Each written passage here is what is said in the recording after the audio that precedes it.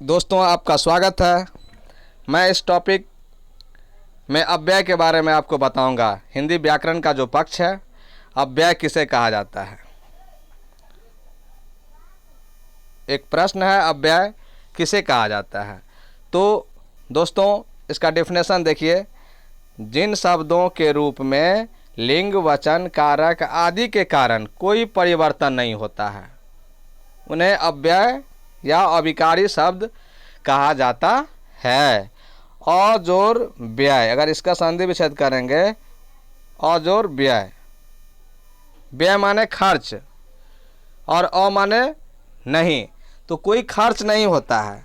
कहने का मतलब है कि किसी भी प्रकार का बदलाव नहीं होता है। लिंग का, वचन का, कारक का, इन सब चीज़ों का अव्यय पर कोई प्रभाव नहीं पड़ता है। यानी जिन शब्दों पर प्रभाव नहीं पड़ता है, उन्हीं शब्दों को हम अव्यय कहेंगे। इसे हम दूसरे शब्द में भी ऐसे कह सकते हैं दोस्तों कि अव्यय ऐसे शब्द को कहते हैं जिनके रूप में लिंग, वचन, पुरुष, कारक इत्यादि के कारण कोई विकार उत्पन्न नहीं होता है, अव्यय कहलाता है। और इसी शब्द को अविकारी शब्द भी कहते हैं। ऐसे शब्द को अविकारी कहते हैं क्योंकि इनका व्यय नहीं होता है, अतः ये अव्यय है, अव्यय है, अव्यय ऐसे समझिए, अव्यय। एग्जाम्पल में आप देखिए, जैसे में जब, तब, अभी, उधर, वहाँ, ये रेक्टेंगल वाले लाइन को आप देखिए ध्यान से।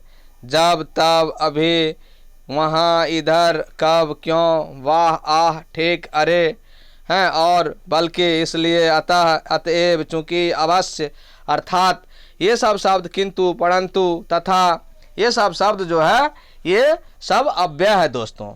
तो हमने अव्यय को जाना। हिंदी व्याकरण का ये बहुत ही महत्वपूर्ण पक्ष है और इसके बिना हम व्याकरण का ज्ञान मेरा अधूरा रह सकता है, इसलिए इस पर ध्यान देने की आवश्यकता होती है। यह इसके बिना हिंदी आपका सुंदर नहीं हो सकता है, हिंदी आपका सुव्यवस्थित नहीं हो सकता है, हिंदी का ज्ञान आपके पास नहीं आ सकती है बढ़िया से। तो अव्यय के बारे में हमने देखा। अव्यय के अब 4 भेद हैं जिसको हम स्टडी करेंगे। अव्यय के कितने भेद हैं दोस्तों? 4 भेद हैं। कौन कौन? क्रिया विशेषण, संबंध बोधक, समुच्चय बोधक और विस्मय बोधक। हिंदी का नाम थोड़ा सा टफ लग रहा है, लेकिन आप देखेंगे तो क्रिया विशेषण को एडवर्ब बोलते हैं। एडवर्ब, ADVERB, एडवर्ब, वर्ब और एडवर्ब इंग्लिश में पढ़ते हैं पार्ट्स ऑफ स्पीच में। फिर प्रीपोजिशन आप पढ़ते हैं।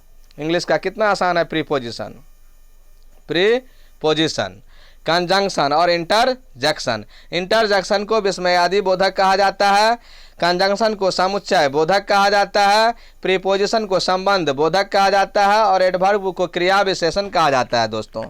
तो इस प्रकार से हमने अव्यय के 4 भेद को जाना। अब क्रिया विशेषण किसे कहते हैं, इस पर हम जिक्र करेंगे।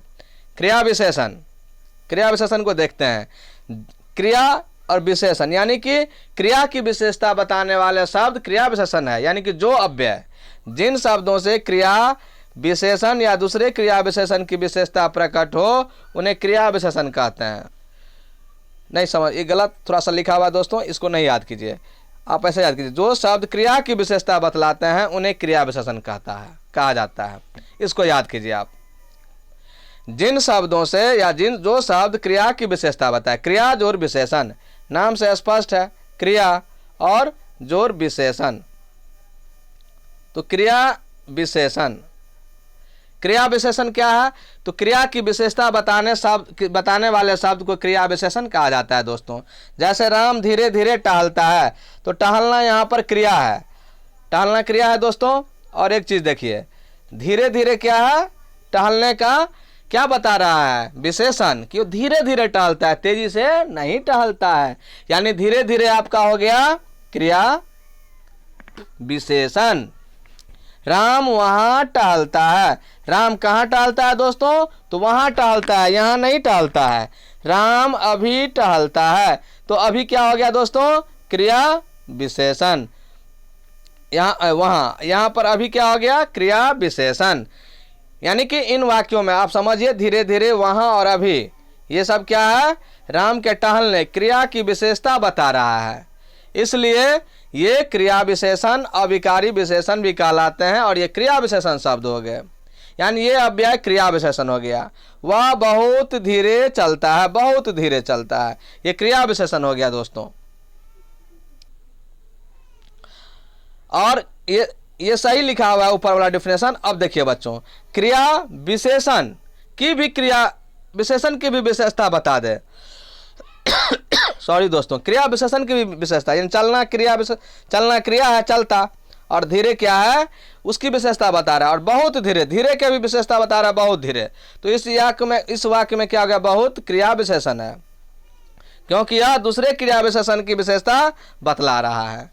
तो चलिए, हमने क्रिया विशेषण को बहुत अच्छे तरीके से दोस्तों सीख लिया। यदि आपको समझ में नहीं आया तो मुझे जरूर कमेंट करेंगे और पुनः इस वीडियो को सुनेंगे तो जरूर शायद आपको समझ में आ जाए। चलते हैं नेक्स्ट प्रकार के पास, संबंध बोधक अव्यय। संबंध बोधक अव्यय क्या है? संबंध बोधक यानी कि इसे अंग्रेजी में हम प्रीपोजिशन कहते हैं, प्रीपोजिशन कहते हैं।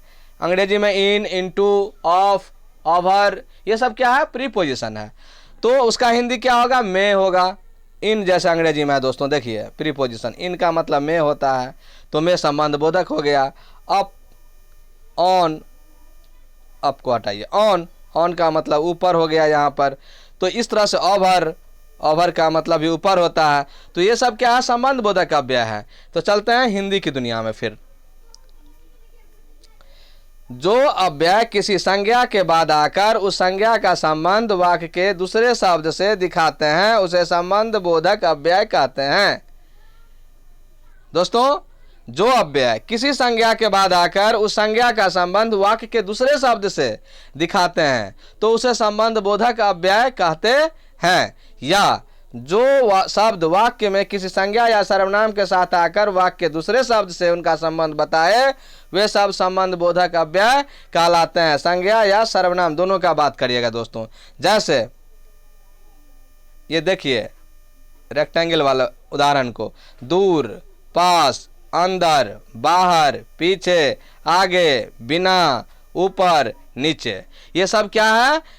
संबंध बोधक अव्यय है दोस्तों। अब सेंटेंस के माध्यम से, वाक्य के माध्यम से देखते हैं। वृक्ष के ऊपर पक्षी बैठे हैं, यानी वृक्ष के ऊपर पक्षी बैठे हैं। दोनों सेंटेंस को, ये वृक्ष संज्ञा है, इधर पक्षी संज्ञा है, दोनों का संबंध ऊपर से जोड़ रहा है। और वाक्य लिंकिंग एक वर्ड हुआ ये दोस्तों। दोनों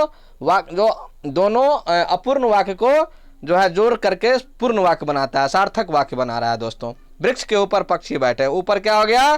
संबंध बोधक अव्यय हो गया दोस्तों। धन के बिना कोई काम नहीं होता, यहाँ बिना क्या हो गया? संबंध बोधक अव्यय हो गया दोस्तों।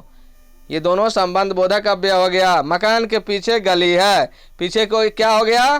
संबंध बोधक अव्यय हो गया। ये क्लास 10th, 9th, 8, 7, 6 सभी क्लास के बच्चों के लिए इम्पोर्टेंट है दोस्तों।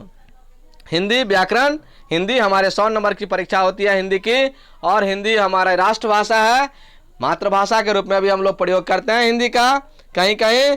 तो हिंदी निश्चित तौर पर हमें बेहतर से बेहतर सीखने की कोशिश करना चाहिए दोस्तों। चलते हैं नेक्स्ट थर्ड टाइप के ओर, तीसरी भेद की ओर, समुच्चय बोधक, जिसको हम कंजक्शन बोलते हैं। कंजक्शन बोलते हैं दोस्तों, कंजक्शन। तो जो अविकार्य शब्द दो शब्दों, वाक्यों या वाक्यांशों को परस्पर मिलाते हैं उन्हें समुच्चय बोधक कहते हैं।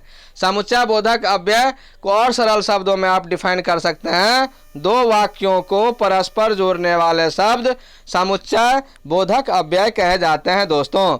दो वाक्यों को परस्पर जोड़ने वाले शब्द समुच्चय बोधक अव्यय कहे जाते हैं। जैसे कि यद्यपि, चूंकि, परंतु और किंतु। दो वाक्यों को परस्पर जोड़ने वाले शब्द समुच्चय बोधक अव्यय कहलाते हैं। जैसे कि यद्यपि, चूंकि, परंतु, किंतु इत्यादि दोस्तों। जैसे आप वाक्य के माध्यम से इसको देख सकते हैं। देखिए, आंधी आई और पानी बरसा, यहाँ पर और क्या हो गया? कंजंक्शन हो गया। ये दो वाक्य को जोड़ा, आंधी आई एक वाक्य हो गया, पानी बरसा दूसरी वाक्य हो गई, और दोनों वाक्यों को और के साथ जोड़ दिया, यानी और क्या हो गया, समुच्चय बोधक अव्यय। इंग्लिश में और को एंड बोलते हैं दोस्तों, यानी एंड कंजंक्शन है आपका, ध्यान रखिएगा। हिंदी इंग्लिश दोनों साथ साथ समझिएगा, थोड़ा थोड़ा तो ज़्यादा समझ में आएगा।